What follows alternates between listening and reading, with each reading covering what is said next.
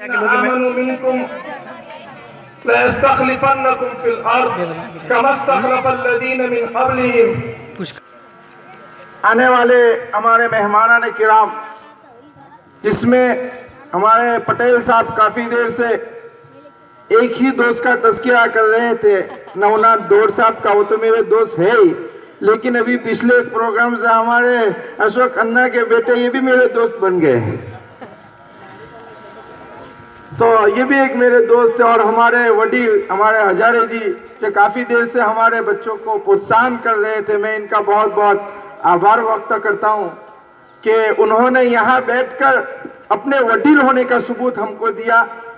میں اس بدل آپ کا بہت بہت آبھار مانتا ہوں.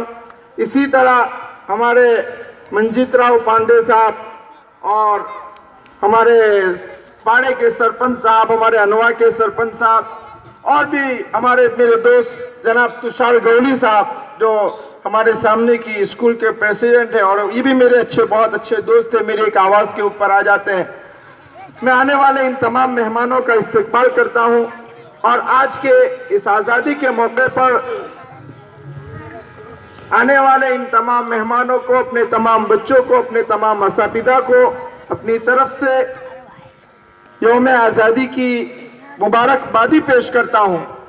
اور اس آزادی کے موقع پر علامہ اقبال کا وہ شعر آپ کو دوبارہ یاد دلاتا ہوں کہ علامہ اقبال رحمۃ اللہ علیہ نے جو قوم کے اوپر، ہندوستان کی آزادی کے اوپر جو گیت گایا تھا، سارے جہاں سے اچھا ہندوستاں ہمارا، ہم بلبلیں ہیں اس کی یہ گلستاں ہمارا، اس میں ایک بڑی عجیب بات کہی تھی کہ مذہب نہیں سکھاتا آپس میں بیل رکھنا، مذہب نہیں سکھاتا آپس میں بیل رکھنا، ہندی ہے ہم وطن ہے ہندوستاں ہمارا. یہ دیش کسی ایک قوم نے آزاد نہیں کیا، بلکہ اس دیش کو آزاد کرانے میں ہندوستان کے ہر ہندی بھائی کا برابر حصہ رہا. جس طرح اس دیش کو آزاد کرانے کے اندر ہمارے مہاتما گاندھی جی کا اہم رول تھا، اس دیش کو آزاد کرانے کے اندر لال بہادر شاستری جی کا اہم رول تھا، اس دیش کو آزاد کرانے کے اندر سبھاش چندر بوس جی کا اہم رول تھا، اسی طرح اس دیش کو آزاد کرانے کے اندر اشفاق اللہ خان کا بھی رول رہا ہے. اس دیش کو آزاد کرانے کے اندر حضرت مولانا حسین احمد مدنی رحمت اللہ علیہ کا بھی حصہ رہا ہے. اس دیش کو ہر ایک کا خون لگا ہے. اور میرے پیارے بچوں، اس آزادی کے موقع کے اوپر میں آپ کو یہ پیغام دینا چاہتا ہوں کہ اس ہندوستان میں رہنے والا، اس ہندوستان میں رہنے والا اپنے مذہب کے اعتبار سے وہ ہندو ہے، اپنے مذہب کے اعتبار سے وہ مسلمان ہے، اپنے مذہب کے اعتبار سے وہ سکھ ہے، اپنے مذہب کے اعتبار سے وہ عیسائی ہے، مگر ایک ہندوستانی ہونے کے ناطے، ہندوستان میں رہنے کے ناطے، ہندوستان کی سرزمین پر پیدا ہونے کے ناطے سب سے پہلے وہ ہندی اور ہندوستانی ہے. اس لیے ہمیں اپنے ہندوستانی ہونے کے اوپر فخر ہونا چاہیے. اور میرے پیارے بچوں، ہر آدمی اپنے ملک ایسا ہے، اس ملک کا جو ہے قانون ایسا ہے کہ اس ملک میں رہنے والا ہر شہری اس ملک کا برابر حصے دار ہے. کوئی اس ملک کے اندر کرایہ دار نہیں ہے. جس طرح یہ ملک ہندوؤں کا ہے، اس طرح یہ ملک مسلمانوں کا ہے، اسی طرح یہ ملک عیسائیوں کا ہے، اسی طرح یہ ملک دلتوں کا ہے، اسی طرح یہ ملک جو ہے نصارہ کا ہے. یہ ملک ہر ہندوستانی کا ہے، ہر ہندوستان میں پیدا ہونے والے ہر شہری کا یہ ملک ہے. اور آج کیا آزادی کا دن بنانے کا حق ہر ہندوستانی شہری کو برابر حاصل ہے. لہذا آج کے اس آزادی کے موقع کے اوپر میں یہ پیغام دینا چاہتا ہوں کہ اس ہندوستان کو جو ہے جات پات کے نام پر، اس ہندوستان کو دھرم کے نام پر، اس ہندوستان کو برادری کے نام پر بالکل نہ بانٹیے.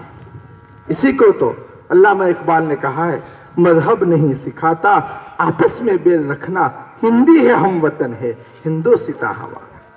میرے پیارے بچوں، یہ سبق لے کر جائے آج ہمارے اس ملک کو، کیونکہ ہمارا یہ ملک سپر پاور طاقت بننے کے لیے جا رہا ہے. اس ملک کے اوپر پوری دنیا کی نظر ہے.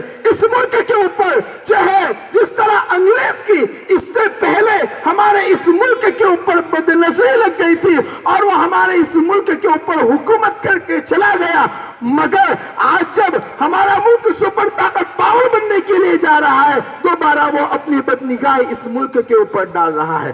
امریکہ ہمارے اس ملک کو نظر لگا رہا ہے, انگلستان ہمارے اس ملک کے اوپر نظر لگا رہا ہے, اسی طرح پڑوس کا پاکستان ملک یہ ہمارے اس ملک کے اوپر نظر لگا رہا ہے اور بار بار ہمارے اس ملک کی سرحد کے اوپر سیز فائر کر کے ہندوستان کی اکھنڈتا کو توڑنے کی کوشش کر رہا ہے. ہم آج کے اس موقع کے اوپر اس ملک کو پیغام دینا چاہتے ہیں کہ اگر اس ملک کی خاطر ہمیں اپنی جان دینا پڑے, اس ملک کی خاطر اگر ہمیں اپنے سروں کو کٹانا پڑے, تو سب سے پہلے اس ملک کی آزادی کی خاطر پہلے بھی آگے بڑھے تھے اور آج بھی انشاءاللہ آگے بڑھیں گے.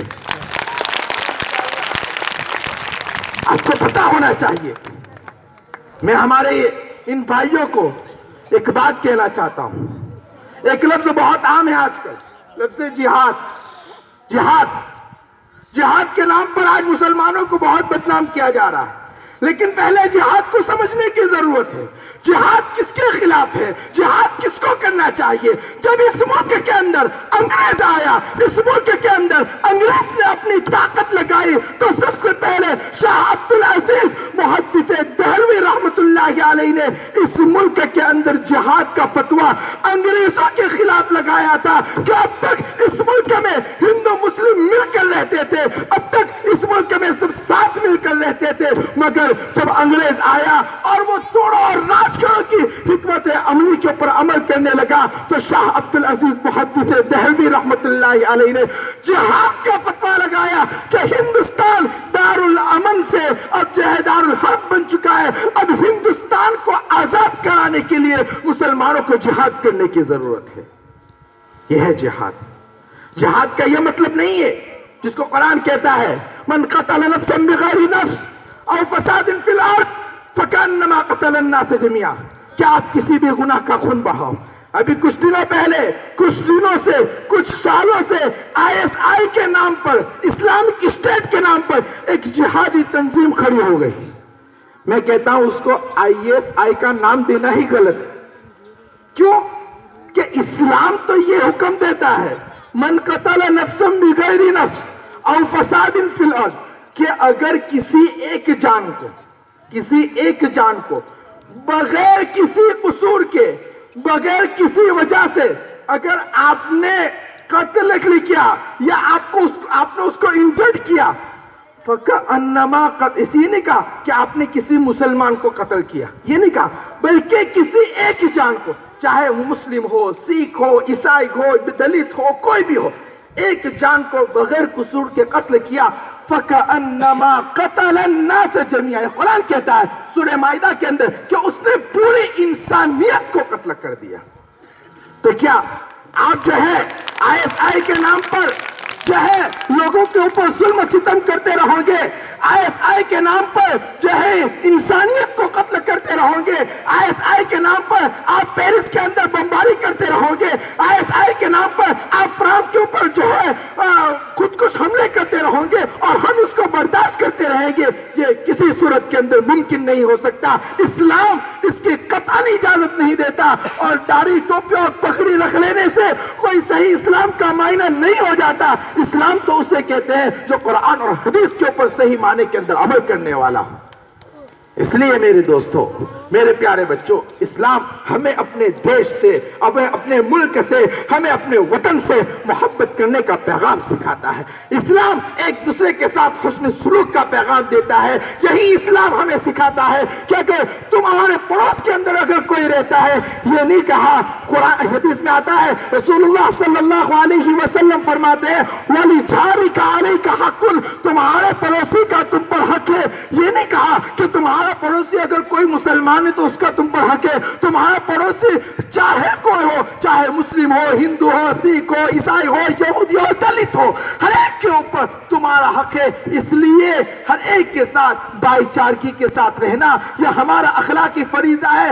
اور اسی بھائی چارگی کے ساتھ اگر ہم اس ملک کے اندر رہیں گے, اس دیش کے اندر رہیں گے, تو ہم انشاءاللہ العزیز اس دیش کو پھر دوبارہ سپر طاقت بنا کر ساری دنیا کے سامنے پیش کر سکتے ہیں. لیکن ضرورت اس بات کی ہے, ہم ان سب مانیوروں کو آج کے اس ملک, آج کے اس پروگرام سے پیغام دینا چاہتے ہیں. ضرورت اس بات کی ہے کہ جس طرح ہمارے پرکھوں نے, ہمارے جو ہے آبا و اجداد نے, جس طرح مہاتما گاندھی نے, ابوالکلام آزاد نے, سبھاش چندر بوس نے, مولانا حسین احمد مدنی نے ایک کے ہاتھ میں ہاتھ ملا کر اس دیش کو آزاد کرایا تھا, آج دوبارہ ہمیں اپنے ہاتھ کو ایک دوسرے کے ہاتھ میں ڈال کر پھر اس ملک کو سپر پاور طاقت بنانا ہے. یہی آج کا پیغام ہے. اسی کے اوپر میں اپنی بات کو ختم کرتا ہوں. وآخر دعوانا الحمدللہ رب العالمین.